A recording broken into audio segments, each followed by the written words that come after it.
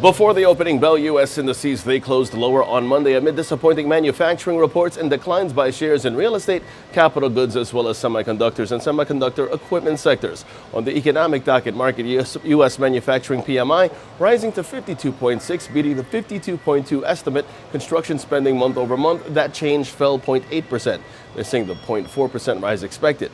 This all as 81% of SP500 constituents traded lower or unchanged yesterday. Now, after the markets closed, United Health expects full year 2019 adjusted EPS to be around $15 at the higher end of the company's most recent EPS outlook on sales of approximately $242 billion.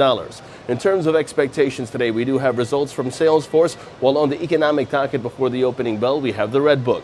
Now, taking a look at the markets, the S&P 500 is where we begin, and that's in focus as its key resistance is at 3124. The relative strength index bearish and calls for further decline. Short positions below 3124 are favored with targets at 3097 and 3082 in extension. Meanwhile, the Nasdaq sees its key resistance 8340 and the Dow Jones sees its key resistance 27,870.